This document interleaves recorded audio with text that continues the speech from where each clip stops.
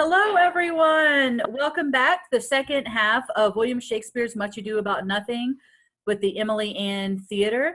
We'll just jump right back in, but before we do, let's reintroduce the actors and who everyone's playing.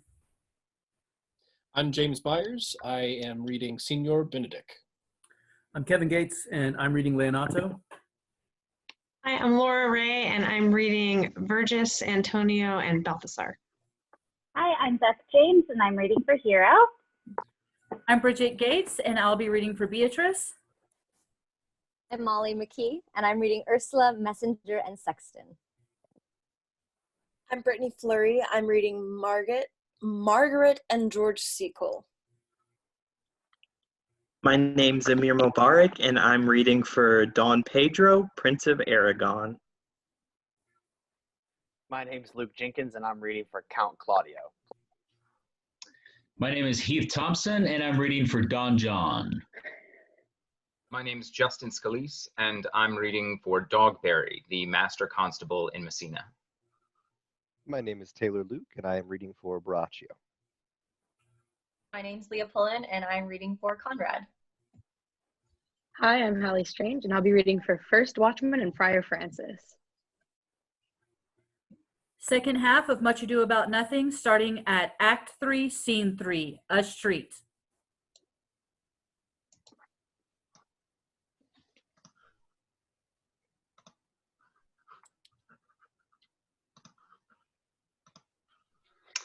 Are you good men and true?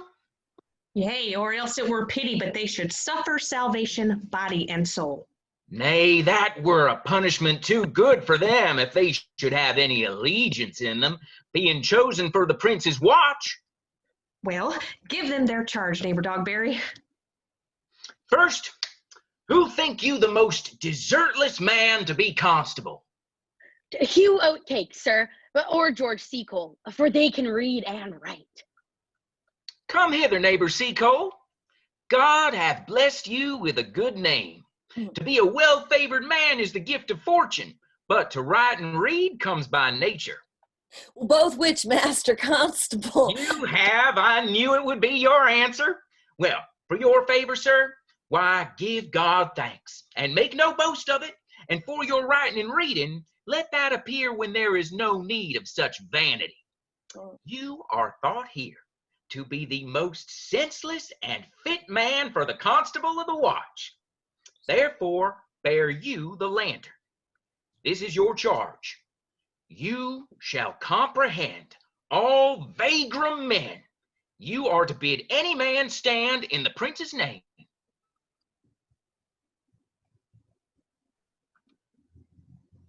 And how if he will not stand? Why then, take no note of him, but let him go. And presently call the rest of the watch together, and thank God you are rid of a knave. If he will not stand when he is bidden, he is none of the prince's subjects. True, and they are to meddle with none but the prince's subjects. You shall also make no noise in the streets, for the watch to babble and to talk is most tolerable and not to be endured. Oh, we will rather sleep than talk.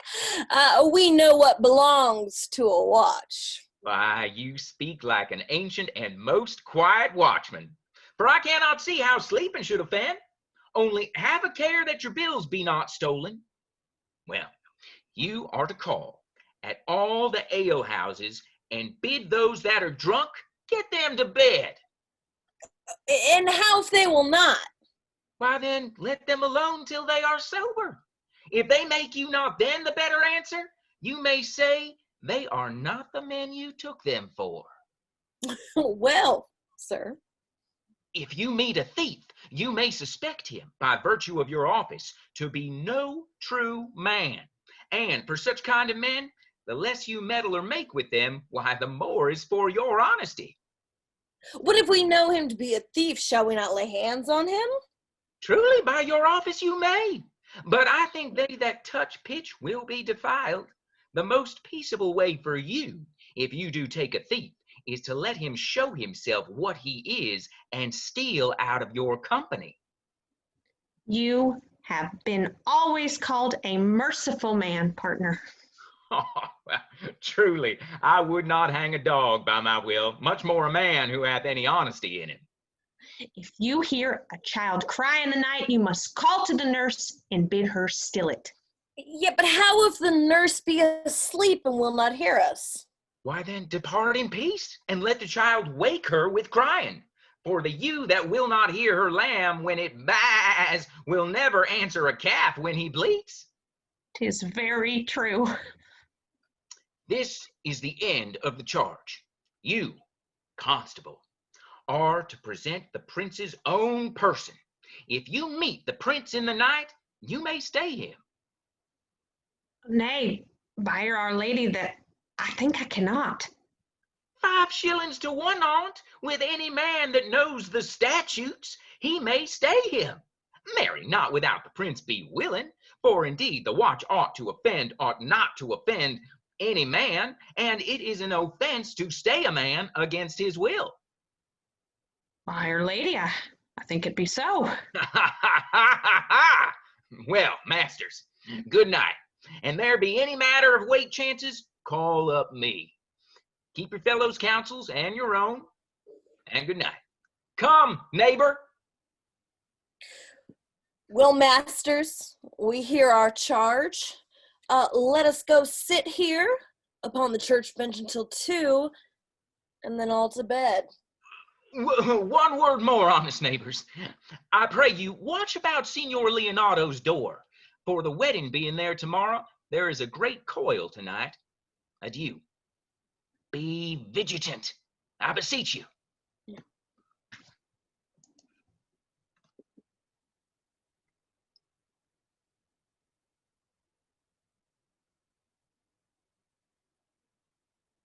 What, Conrad? Peace. Stir not. Conrad, I say. Here, man, I'm at thy elbow. Mass, and my elbow itched. I thought there would be a scab follow. I will owe thee an answer for that. And now forward with thy tale. Stand thee close, then, under this penthouse, for it drizzles rain, and I will, like a true drunkard, utter all to thee. Some treason, masters, yet stand close. Therefore, know I have earned of Don John 1,000 ducats. Is it possible that any villainy should be so dear? Thou shouldst rather ask if it were possible any villainy should be so rich. For when rich villains have need of poor ones may make what price they will.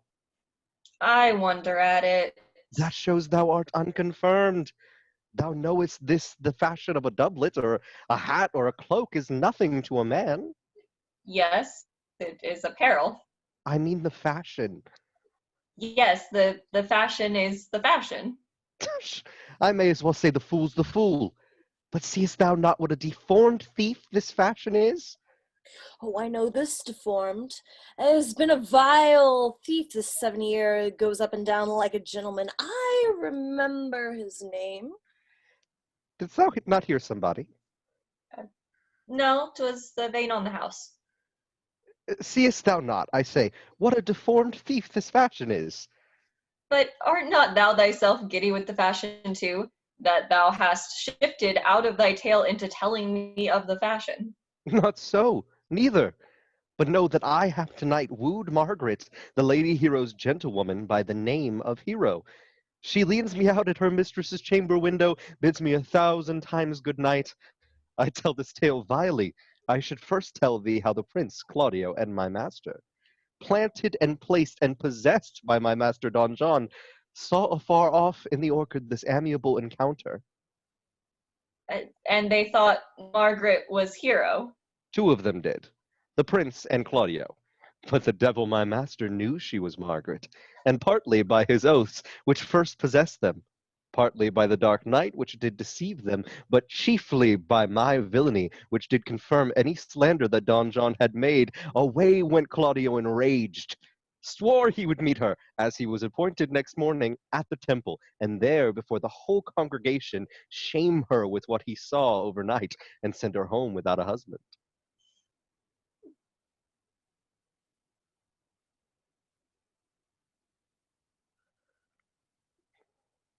We charge you, in the prince's name, stand.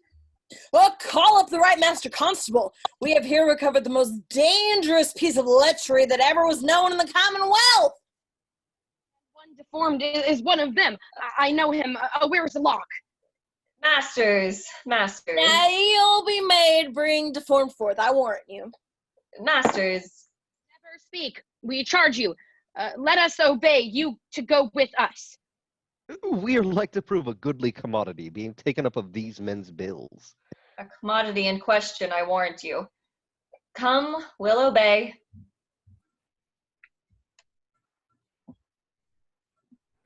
Scene 4, Hero's apartment. Good Ursula, wake my cousin Beatrice and desire her to rise. I will, lady.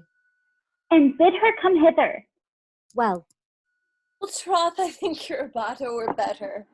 No, pray thee, good Meg, I'll wear this. Oh, by my troth, it's not so good, and I warrant your cousin will say so. My cousin's a fool, and thou art another. I'll wear none but this. Oh, I saw the Duchess Milan's gown, they praise so. Oh, that exceeds, they say. By my troth, but a nightgown in respect to yours.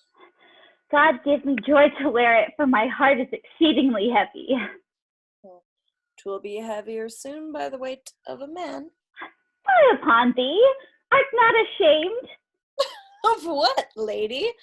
Of speaking honorably? Is not marriage honorable in a beggar? Is not your lord honorable without marriage? I think you would have me say, saving your reverence, a husband. And bad thinking do not rest true speaking. I'll offend nobody. Is there any harm in the heavier for a husband? None, I think, and it be the right husband and the right wife, otherwise 'tis light and not heavy.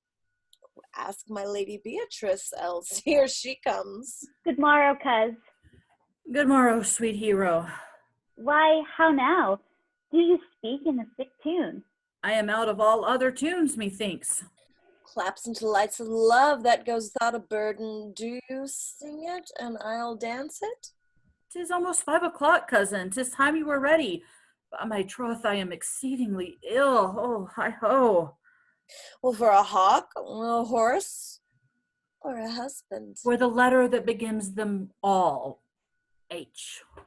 These gloves the Count sent me, they are an excellent perfume. Oh, I am stuffed, cousin. I cannot smell. Oh, made and stuffed. There's goodly catching of cold. Oh, God, help me. God, help me. How long have you professed apprehension? Well, ever since you left it. Doth not my wit become me rarely? It is not seen enough. You should wear it in your cap. By my troth, I am sick. Well, get you some of the distilled Cardus Benedictus and lay it on your heart. It is the only thing for a qualm. There thou prickest her with a thistle. Benedictus? Why, Benedictus, you have some moral in this Benedictus? Moral? No, by my troth, I have no moral meaning. I meant plain holy thistle. No, you may think perchance that I think you are in love. Nay, poor lady, I am not such a fool to think what I list, nor I list not to think what I can, nor indeed I cannot think. If I would think my heart out of thinking that you are in love, or that you will be in love, or that you can be in love, yet Benedict was such another. Now is he become a man. He swore he would never marry, and yet now is, in spite of his heart, he eats his meat without grudging, and how you may be converted I know not. But methinks you look with your eyes as other women do. What pace is this that thy tongue keeps? Not a false gallop. Oh. Madam, withdraw. The prince, the count, Signor Benedict, Don John, and all the gallants of the town are come to fetch you to church. Help to dress me, good coz, good Meg, good Ursula. Scene 5, another room in Leonato's house.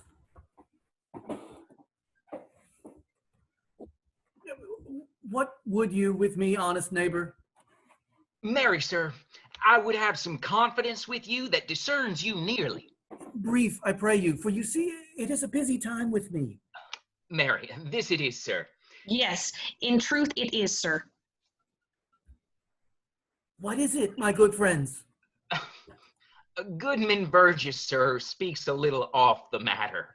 An old man, sir, and his wits are not as blunt as God help I would desire they were, but in faith, honest as the skin between his brows. Yes, I thank God I am as honest as any man living. That is an old man, and no honester than I. Comparisons are odorous.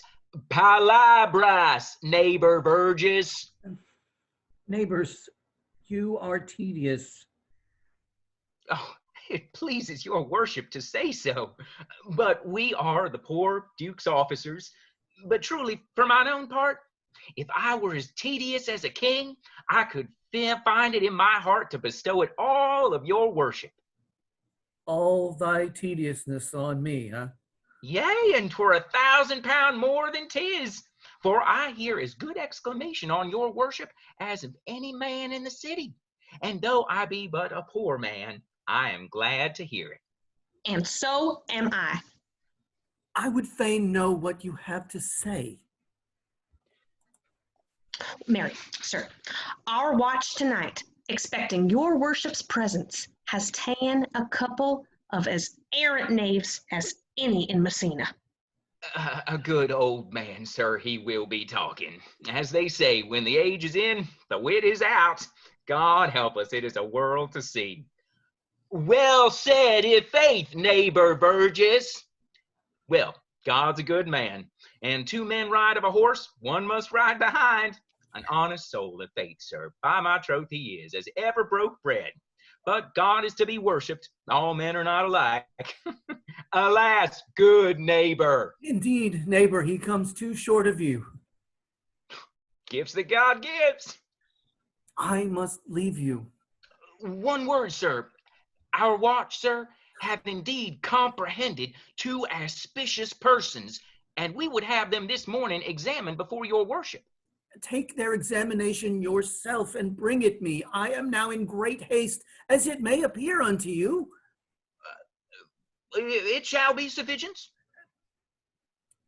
Drink some wine ere you go. Fare you well.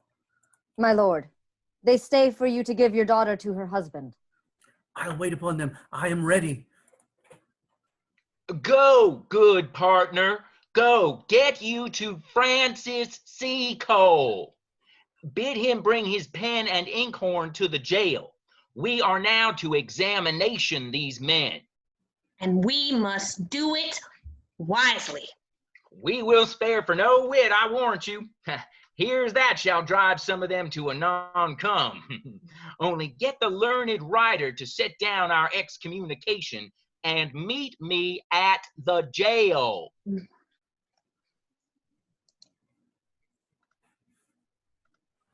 Act 4, Scene 1.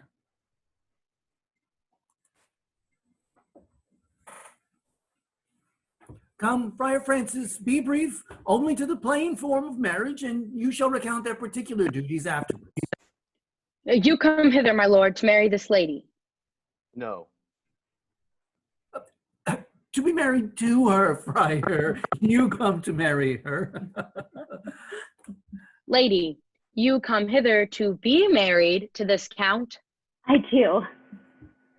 If either of you know any inward impediment why you should not be conjoined, charge you on your souls to utter it. Know you any, hero? None, my lord. Know you any, count? I dare make his answer. None. Oh, what men dare do, what men may do, what men daily do, not knowing what they do. How now, interjections? Why then, some be of laughing as, ah, ha, ha, ha, hee, hee. Stand thee by, friar. Father, by your leave, will you, with free and unconstrained soul, give me this maid, your daughter? As freely, son, as God did give her me. And what have I to give you back, whose worth may counterpose this rich and precious gift? Nothing. unless you render her again. Sweet prince, you learned me noble thankfulness. There, Leonardo, take her back again. Give not this rotten orange to your friend. She's but the sign and semblance of her honor. Behold, how like a maid she blushes here. Oh, what authority and show of truth can cunning sin cover itself withal? Comes not that blood as modest evidence to witness simple virtue? Would you not swear, all you that see her, that she were a maid by these exterior shows? But she is none. She knows the heat of a luxurious bed. Her blush is guiltiness, not modesty. What do you mean, my lord? Not to be married, not to knit my soul to an approved woman. Dear my lord, if you, in your own proof, have vanquished the resistance of her youth and made defeat of her virginity. I know what you would say. If I have known her, you will say she did embrace me as a husband, and so extenuate the forehand sin. No, Leonardo, I never tempted her with word too large, but as a brother to his sister showed bashful sincerity and comely love. And seemed I ever otherwise to you? Out on thee, seeming. I will write against it. You seem to me as Diane and her orb, as chaste is as the bud ere it be blown. You are more intemperate in your blood than Venus, or those pampered animals that rage in savage sensuality. Is my lord well, that he doth speak so wide? Sweet prince, why speak not you? What should I speak?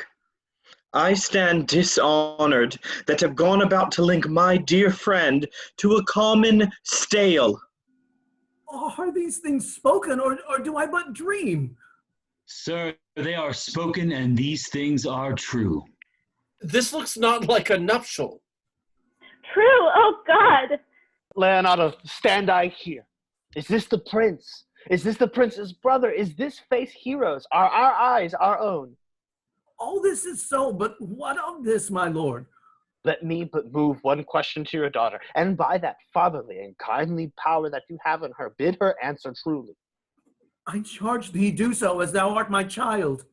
Oh God, defend me. How I am beset. What kind of catechism call you this? To make you answer truly to your name. Is it not Hero who can blot that name with any just reproach? Mary, that Hero can. Hero itself can blot out Hero's virtue. What man was he talked with you yesternight out your window betwixt 12 and 1? Now, if you are a maid, answer to. I talked with no man at that hour, my lord. And then you are no maiden. Leonato, I am sorry you must hear. Upon mine honor, myself, my brother, and this grieved count did see her, hear her at that hour last night talk with a ruffian at her chamber window, who hath indeed most like a liberal villain confessed the vile encounters they have had 1,000 times in secret. Fie, they are not to be named, my lord, not to be spoke of. There is not chastity enough in language without offense to utter them.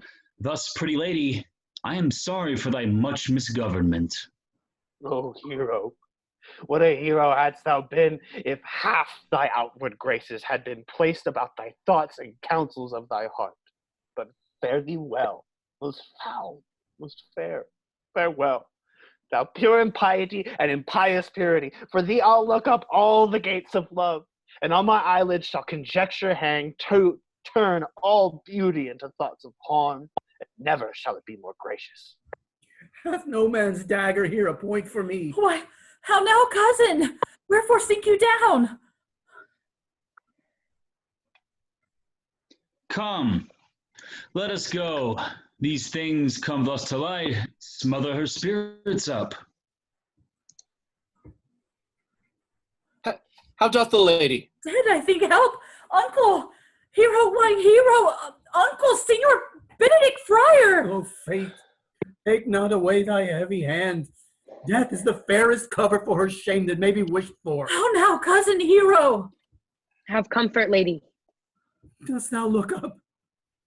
Yea, wherefore should she not? Wherefore? Why doth not every earthly thing cry shame upon her? Could she here deny the story that is printed in her blood? Do not live, hero. Do not ope thine eyes. For did I think thou wouldst not quickly die? Thought I thy spirits were stronger than thy shames, myself would on the rearward of approaches strike at thy life. Grieved I had but one. Why ever wast thou lovely in my eyes? Why had I not with charitable hand took up a beggar's issue at my gates, who smirched thus and mired with infamy, I might have said, no part of it is mine. This shame derives itself from unknown loins. But mine, and mine I loved, and mine I praised, and mine that I was proud on, mine so much that I myself was to myself not mine, valuing of her. Why, she has fallen into a pit of ink, that the wide sea hath drops too few to wash her clean again, and salt too little, which may season give to her foul tainted flesh. Sir, be patient. For my part, I am so attired and wonder I know not what to say. Oh, on my soul, my cousin is belied. Lady, were you her bedfellow last night?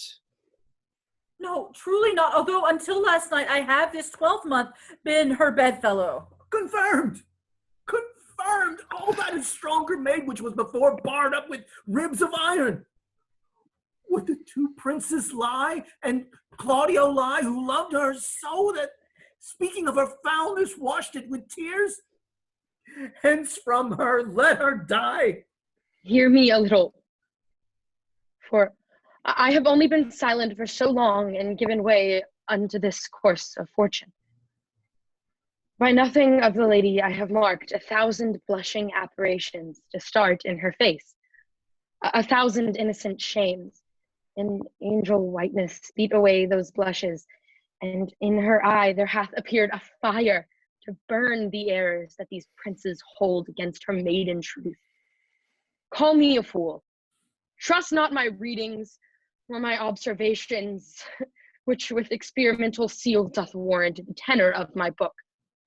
Trust not my age, my reverence, calling, nor divinity, if this sweet lady lie not guiltless here under some biting error. Friar, it cannot be. Thou seest that all the grace that she hath left is that she will not add to her damnation a sin of perjury. She not denies it. Why seekst thou then to cover with excuse that which appears in proper nakedness? Lady, what man is he you are accused of? They know that do accuse me, I know none.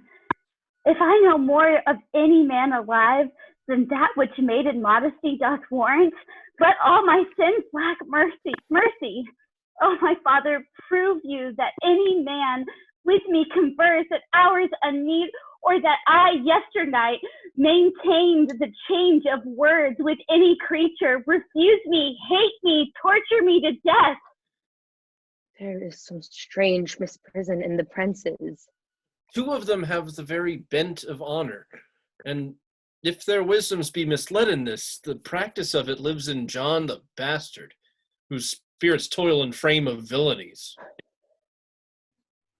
I know not. If they speak but truth of her, these hands shall tear her. If they wrong her honor, the proudest of them shall well hear of it.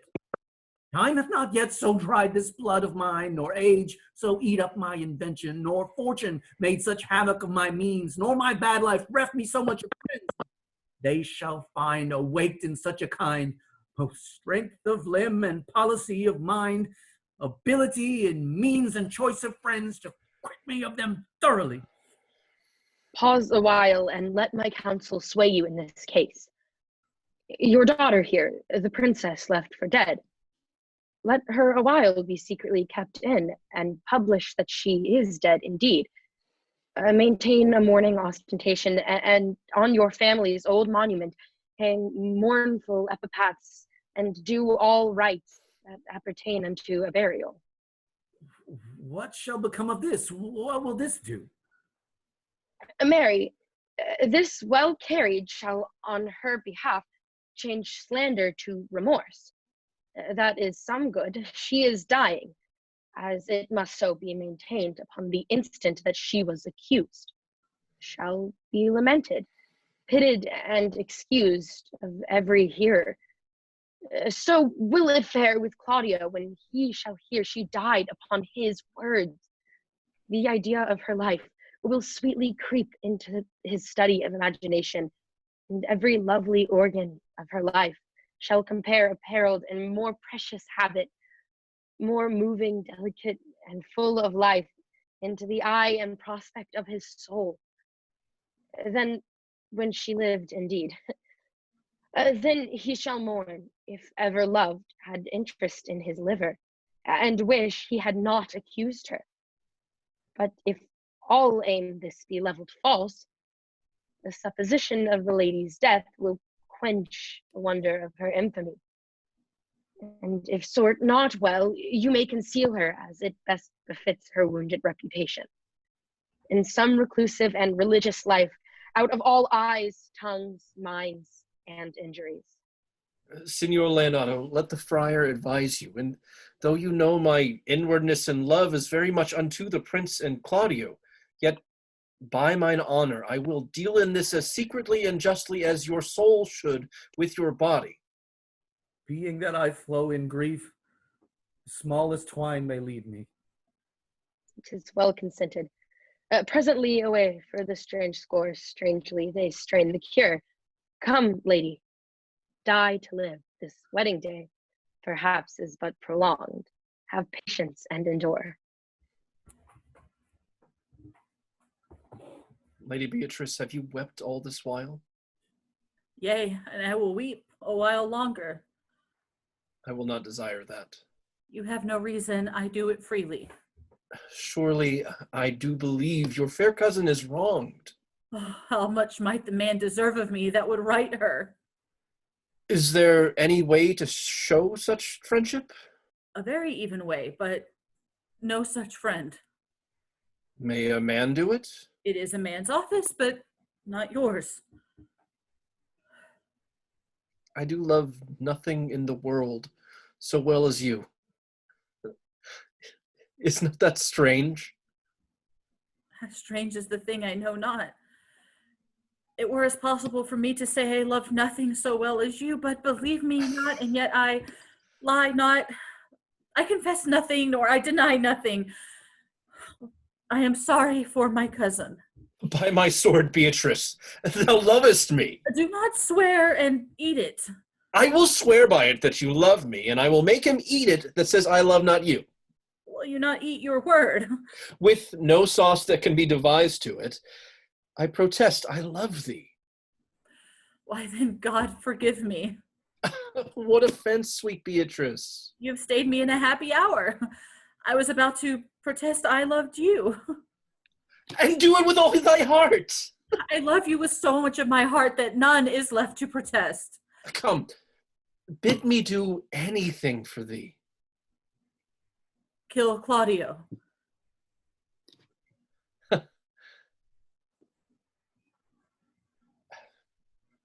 Not for the wide world.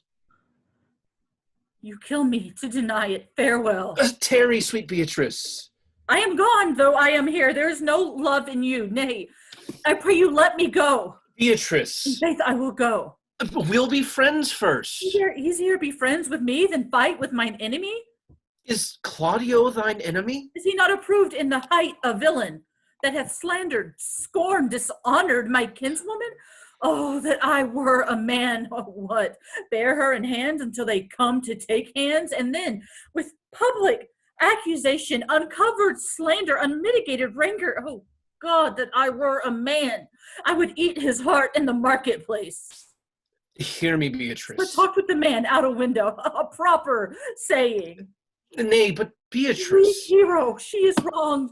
She is slandered. She is undone. Beatrice, I need... Counties, surely a princely testimony, a goodly count, comfect, a sweet gallant, surely. Oh, that I were a man for his sake.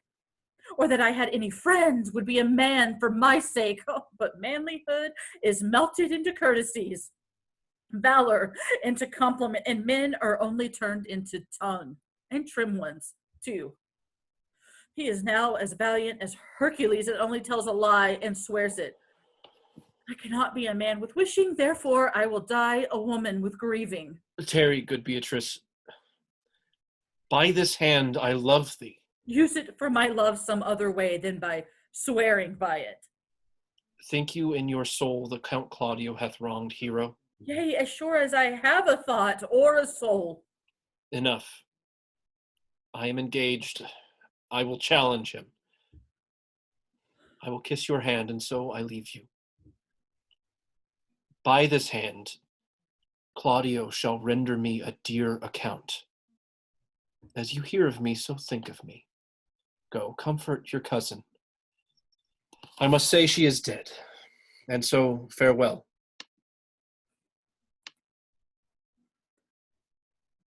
Scene 2, a prison.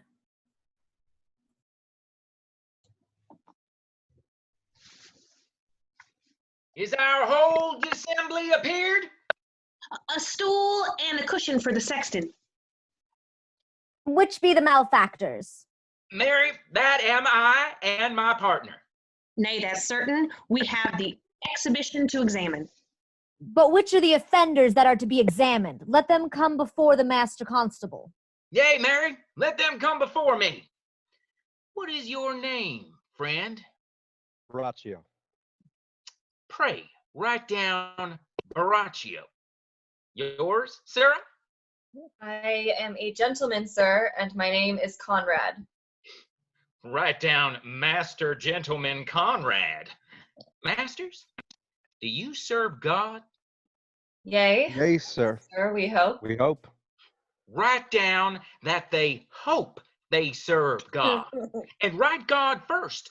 For God defend, but God should go before such villains. Masters, it is proved already that you are little better than false knaves. And it will go near to be thought so shortly. How answer you for yourself?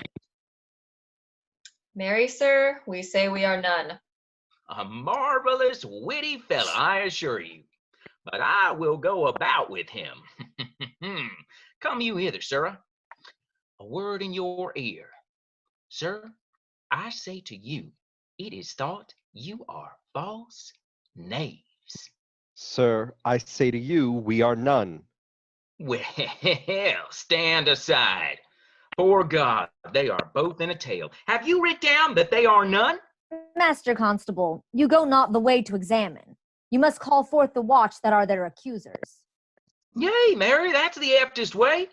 Let the watch come forth. Masters, I charge you in the prince's name, accuse these men. This man said, sir, that Don John, the prince's brother, was a villain. Write down Prince John a villain. Why, this is flat perjury to call a prince's brother villain. Master Constable. Pray thee, fellow, peace. I do not like thy look, I promise thee. What heard you him say else? Well, Mary, that he had received 1,000 ducats of Don John for accusing the lady hero wrongfully. Flat burglary as ever was committed. Yea, by mass, that it is. What else, fellow? And that Count Claudio did mean upon his words to disgrace Hero before the whole assembly and not marry her. Oh, villain, thou wilt be condemned into everlasting redemption for this.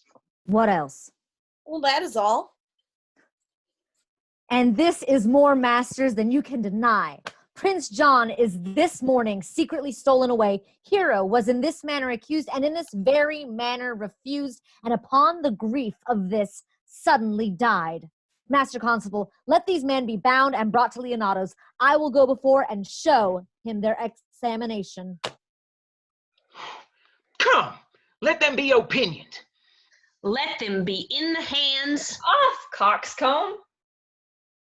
God's my life. Where's the sexton? Let him write down the prince's officer coxcomb. Come, bind them, thou naughty varlet. Away, you are an ass. You are an ass. Oh, dost thou not suspect my place? Dost thou not suspect my years? Oh, that he were here to write me down an ass. But, masters, remember that I am an ass. Though it be not written down, yet forget not that I am an ass. No, thou villain, thou art full of piety, as shall be proved upon thee by good witness. I am a wise fellow, and which is more, an officer, and which is more, a householder, and which is more, as pretty a piece of flesh as is any man in Messina.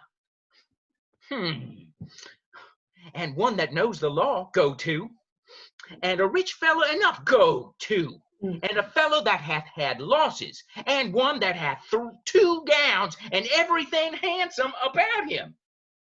Bring him away. That I had been writ down an ass.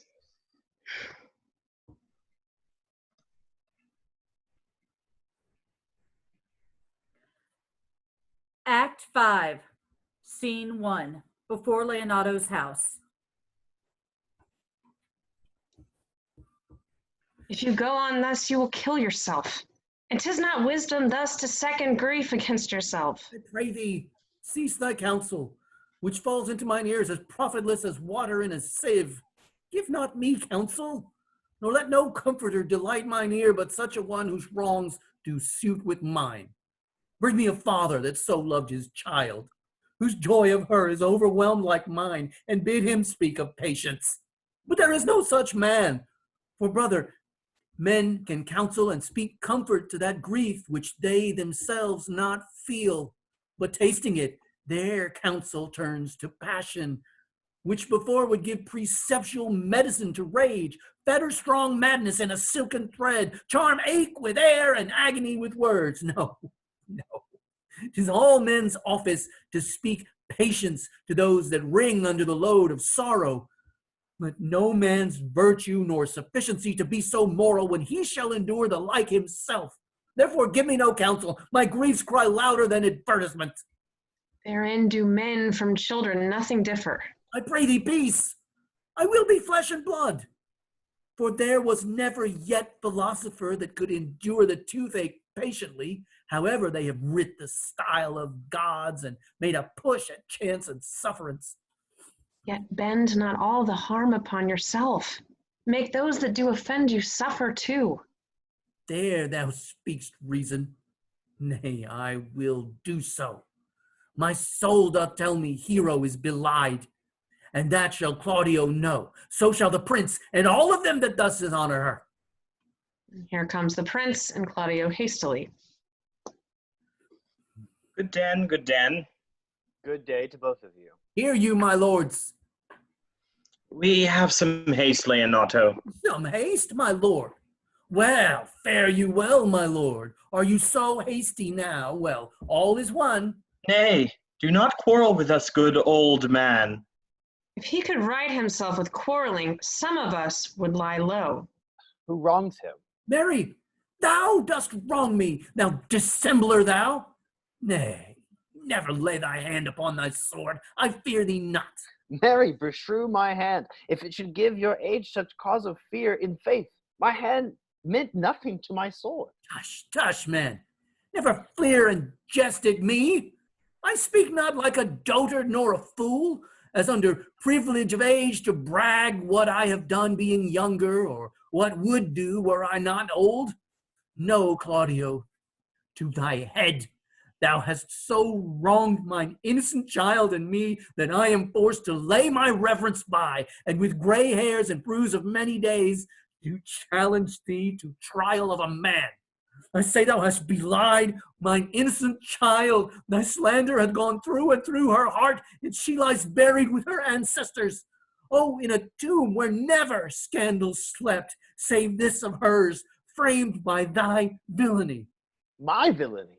Thine, Claudio, thine, I say. You say not right, old man. My lord, I'll prove it on his body if he dare. despite his nice fence and his active practice, his May of youth and bloom of lustihood. Away, I will not have to do with you. Canst thou so daff me? Thou hast killed my child. Thou killst me, boy. Thou shalt kill a man. He shall kill two of us, and men indeed. But that's no matter. Let him kill one first. Win me and wear me. Let him answer me. Come, follow me, boy. Come, Sir Boy, come, follow me. Sir Boy, I'll whip you from your foining fence. Nay, as I am a gentleman, I will. Brother. Content yourself. God knows I loved my niece, and she is dead, slandered to death by villains, that dare as well answer a man indeed as I dare take a serpent by the tongue. Boys, apes, braggarts, jacks, milksops. Brother Antony. Come, 'tis no matter. Do not meddle. Let me deal in this. Gentlemen both, we will not wake your patience. My heart is sorry for your daughter's death, but on my honor, she was charged with nothing but what was true and very full of proof. My lord. I will not hear you. No. Come, brother, away. I will be heard.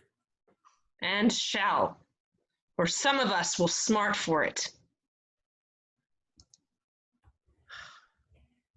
See, here comes the man we went to seek.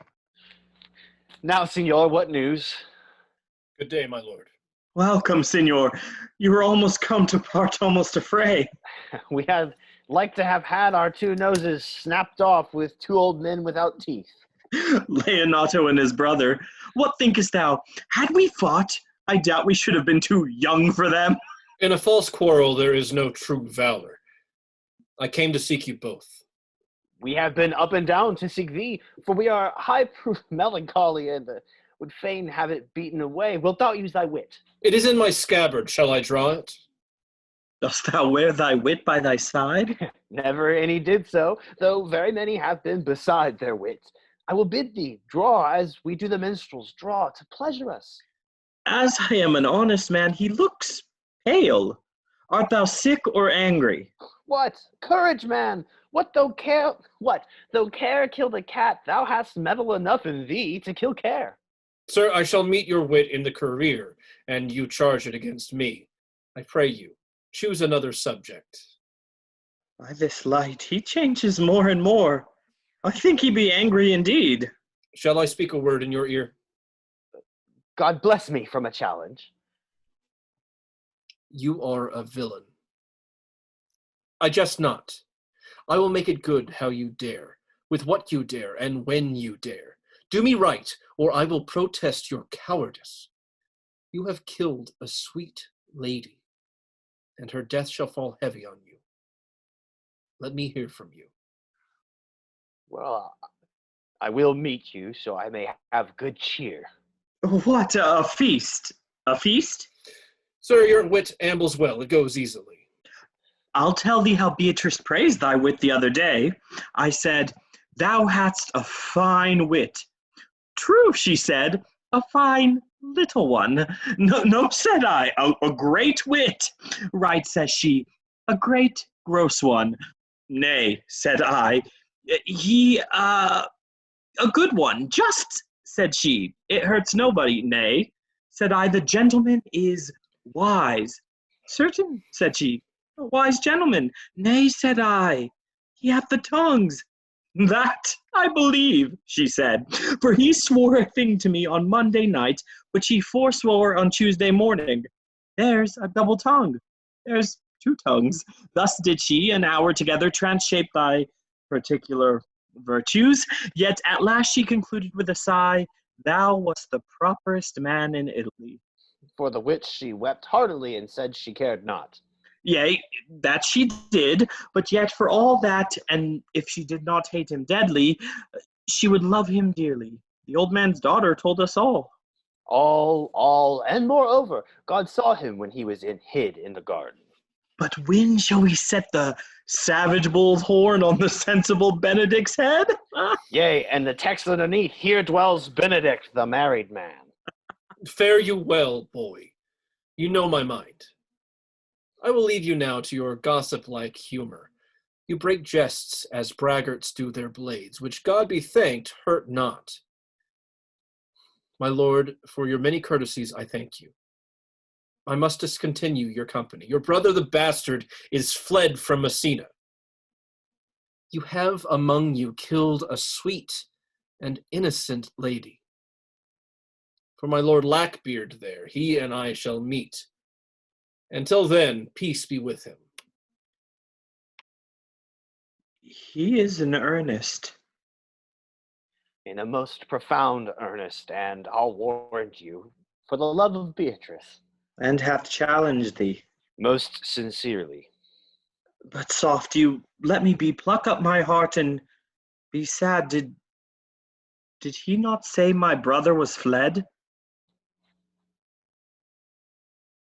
Come you, sir. If justice cannot tame you, she shall ne'er weigh more reasons in her balance. Nay, and you being a cursing hypocrite once, you must be looked to. How now? 2 of my brother's men bound, Baraccio one. Hearken after their offense, my lord. Officers, what offense have these men done?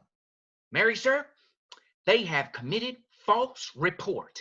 Moreover, they have spoken untruths. Secondarily, they are slanders. Sixth and lastly, they have belied a lady.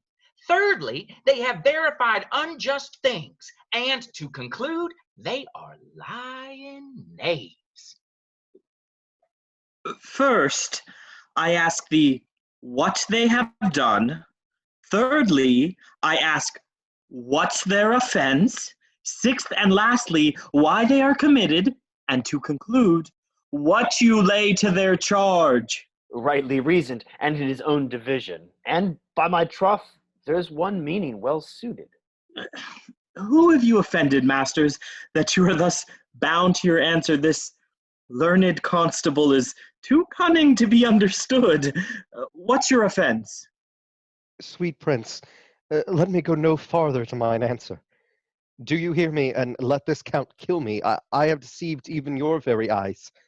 What your wisdoms could not discover, these shallow fools have brought to light, who in the night overheard me confessing to this man how Don John, your brother, incensed me to slander the Lady Hero, how you were brought into the orchard and saw me court Margaret in Hero's garments, how you disgraced her when you should marry her. My villainy they have upon record, which I'd rather seal with my death than repeat over to my shame. The lady is dead upon mine and my master's false accusations, and briefly, I desire nothing but the reward of a villain. Runs not this speech like iron through your blood? I have drunk poison while he uttered it. But did my brother set thee on to this? Yea, and paid me richly for the practice of it. He is composed and framed of treachery, and fled he upon this villainy. Sweet hero, now thy image doth appear in the rare semblance that I loved it first. Come, bring away the plaintiffs. By this time our sexton hath reformed Signor Leonato of the matter. And masters, do not forget to specify, when time and place shall serve, that I am an ass. Here comes Master Signor Leonato and the sexton too. Which is the villain? Let me see his eyes, that when I note another man like him, I may avoid him. Which of these is he? If you would know your wronger, look on me. Art thou the slave that with thy breath hast killed mine innocent child? Yea, even I alone. No, not so, villain. Thou beliest thyself. Here stand a pair of honorable men. A third is fled that had a hand in it.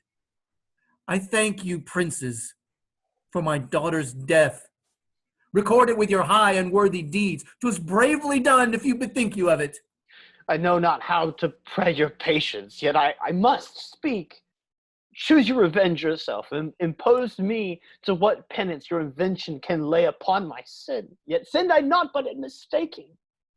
My soul nor I. And yet to satisfy this good old man, I would bend under any heavy weight that he'll enjoin me to. I cannot bid you bid my daughter live. That were impossible. But I pray you both, possess the people in Messina here how innocent she died. And if your love can labor aught in sad invention, hang her an epitaph upon her tomb and sing it to her bones. Sing it tonight. Tomorrow morning, come you to my house. And since you could not be my son-in-law, be yet my nephew. My brother hath a daughter, almost a copy of my child that's dead, and she alone is heir to both of us. Give her the right you should have given her cousin, and so dies my revenge. Oh, noble sir, your overkindness doth wring tears from me. I do embrace your offer and dispose for henceforth of poor Claudio. Tomorrow, then, I will expect your coming. Tonight I take my leave. This naughty man shall face to face be brought to Margaret, who I believe was packed in all this wrong, hired to it by your brother. No, by my soul, she was not, nor knew not what she did when she spoke to me, but always hath been just and virtuous in anything that I do know by her. Moreover, sir, which indeed is not under white and black, this plaintiff here, the offender, did call me ass. I beseech you, let it be remembered in his punishment.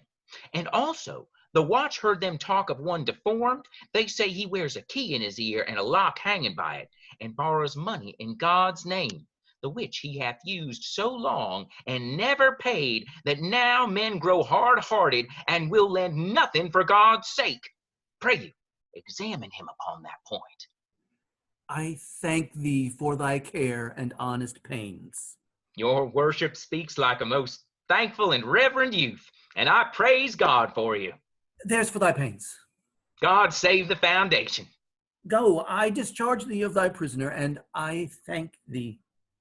I leave an errant knave with your worship, which I beseech your worship to correct yourself for the example of others. God keep your worship. I wish your worship well. God restore you to health. I humbly give you leave to depart, and if a merry meeting may be wished, God prohibit it. Come, neighbor. Until tomorrow morning, lords, farewell. Farewell, my lords. We look for you tomorrow. We will not fail. Tonight I'll mourn with Hero. Bring you these fellows on. We'll talk with Margaret, how her acquaintance grew with this lewd fellow.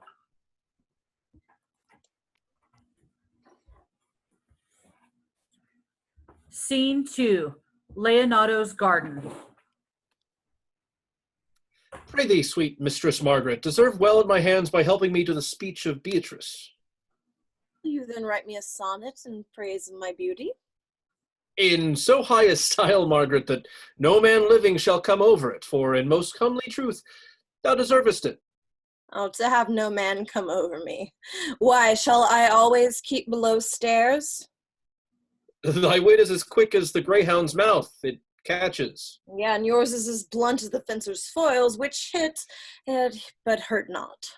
A most manly wit, Margaret, it will not hurt a woman, and so I pray thee, call Beatrice, I give thee the bucklers. Give us the swords, we have bucklers of our own. If you use them, Margaret, you must put in the pikes with a vice, and they are dangerous weapons for maids.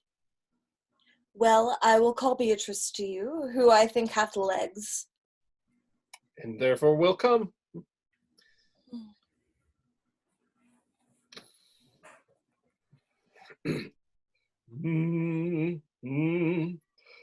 The God of love that sits above and knows me, how pitiful I deserve. I mean in singing, but in loving. Mary, I cannot show it in rhyme. I have tried. I can find out no rhyme to lady but baby, an innocent rhyme. For scorn, horn, a hard rhyme. For school, fool, a babbling rhyme. very ominous endings. No, I was not born under a rhyming planet, nor I cannot woo in festival terms. Sweet Beatrice, wouldst thou come when I called thee? Yea, Signor, and depart when you bid me. Oh, stay but till then. Then is spoken. Fare you well now. And yet, ere I go, let me go with what I came, which is the knowing what hath passed between you and Claudio. Only foul words, and thereupon I will kiss thee. Foul words is but foul wind, and foul wind is but foul breath. Foul breath is noisome, therefore I will depart unkissed. Thou hast frighted the word out of his right sense, so forcible is thy wit. But I must tell thee plainly, Claudio undergoes my challenge, and either I must shortly hear from him, or I will subscribe him a coward. And I pray thee now, tell me, for which of my bad parts didst thou first fall in love with me? For them all together, which means so politic a state of evil that they will not admit any good part to intermingle with them. But for which of my good parts did you first suffer love for me? Suffer love, a good epithet. I do suffer love indeed, for I love thee against my will. In spite of your heart, I think. Alas, poor heart. If you spite it for my sake, I will spite it for yours, for I will never love that which my friend hates. Thou and I are too wise to woo peaceably. It appears not in this confession. There's not one wise man among 20 that will praise himself. So much for praising myself, who I myself will bear witness is praiseworthy. And now tell me, how doth your cousin? Very ill. And how do you? Very ill too. Serve God, love me, and mend. There will I leave you too, for here comes one in haste. Madam, you must come to your uncle. Yonder's old coil at home. It is proved my lady hero hath been falsely accused, the prince and Claudio mightily abused, and Don John is the author of all who is fled and gone. Will you come presently? Will you go hear this news, Signor? I will live in thy heart, die in thy lap, and be buried in thy eyes. And moreover, I will go with thee to thy uncle's. Scene 3, a church. Is this the monument of Leonardo? It is, my lord. Done to death by slanderous tongues was the hero that here lies. Death in guerdon of her wrongs gives her fame which never dies. So the life that died with shame lives in death with glorious fame. Hang thou there upon the tomb, praising her while I am dumb. Now, music sound and sing your solemn hymn. Now unto thy bones, good night. Dearly will I do this right. Good morrow, masters. Put your torches out, thanks to you all, and leave us. Fare you well. Good morrow, masters, each his several way. Come, let us hence and put on other weeds, and then to Leonato's we will go. And Hymen now with luckier issue speeds than this for whom we rendered up this woe. Scene 4, a room in Leonardo's house. Did I not tell you she was innocent? So are the prince and Claudio, who accused her upon the error that you heard debated. But Margaret was in some fault for this, although against her will, as it appears in the true course of all the question. Well, I'm glad that all things sort so well. And so am I, being else by faith and forced to call young Claudio to a reckoning for it. Well, daughter, and you gentlewomen all, withdraw into a chamber by yourselves, and when I send for you, come hither masked. The prince and Claudio promised by this hour to visit me. You know your office, brother. You must be father to your brother's daughter and give her to young Claudio. Which I will do with confirmed countenance. Friar, I must entreat your pains, I think. To do what, Signor? To bind me or undo me, one of them. Signor Leonato, truth it is, good signor, your niece regards me with an eye of favor. That eye my daughter lent her, 'tis most true. And I do with an eye of love requite her. The sight whereof I think you had from me, from Claudio and the prince. But what's your will? Your answer, sir, is enigmatical. But for my will is your good will may stand with ours, this day to be conjoined in the state of honorable marriage, in which, good friar, I shall desire your help. My heart is with your liking. And my help. Here comes the prince and Claudio. Good morrow to this fair assembly. Good morrow, Prince. Good morrow, Claudio. We here attend you. Are you yet determined today to marry with my brother's daughter? I'll hold my mind. Call her forth, brother. Here's the friar ready.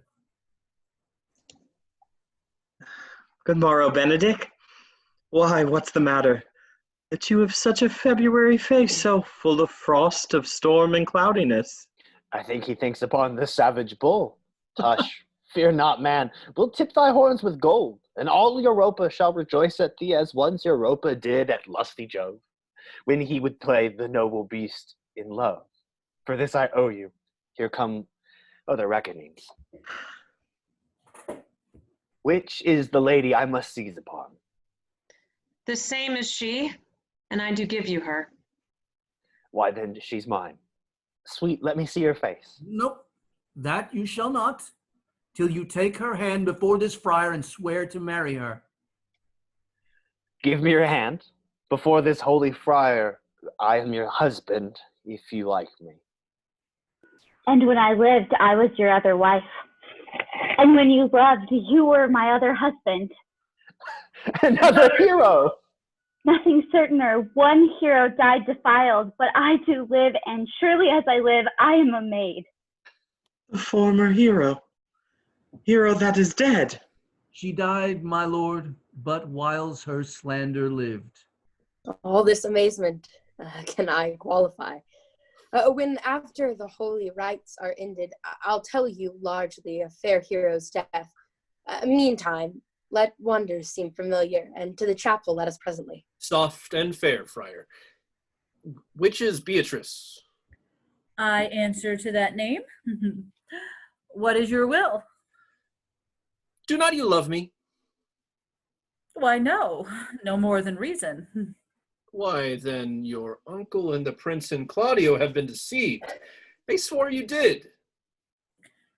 Do not you love me? Troth, no. Why? No more than reason. Oh, then my cousin Margaret and Ursula are much deceived, for they did swear you did. They swore that you were almost sick for me. They swore you were well nigh dead for me. 'Tis no such matter. Then you do not love me? No, truly, but in friendly recompense. Come, cousin, I am sure you love the gentleman. And I'll be sworn upon it that he loves her. For here's a paper, written in his hand, a halting sonnet of his own pure brain, fashioned to Beatrice. And here's another written my cousin's hand, stolen from her pocket, containing her affections unto Benedict. A miracle. Here's our own hands against our hearts. Come, I will have thee, but by this light I take thee for pity. I would not deny you, but by this good day I yield upon great persuasion, and partly to save your life, for I was told you were in consumption. Peace, I will stop your mouth. How dost thou now, Benedict, the married man? I'll tell thee what, Prince. A college of wit-crackers cannot flout me out of my humor. Dost thou think I care for a satire or an epigram? No! If a man will be beaten with brains, he shall wear nothing handsome about him.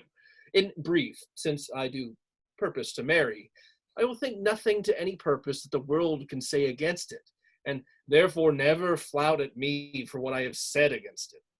For man is a giddy thing. And this is my conclusion. For thy part, Claudio, I did think to have beaten thee. But in that thou art like to be my kinsman, live unbruised and love my cousin. I had well hoped thou wouldst have denied Beatrice that I might have cudgelled thee out of thy single life to make thee a double dealer, which out of question thou wilt be, if my cousin do not look exceedingly narrow to thee. Come, come, we are friends.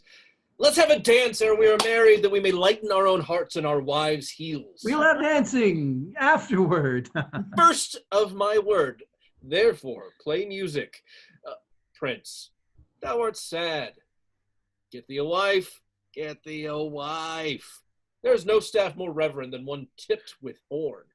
My lord, your brother John is ta'en in flight and brought with armed men back to Messina. Think not on him till tomorrow. I'll devise thee brave punishments for him. Strike up, pipers!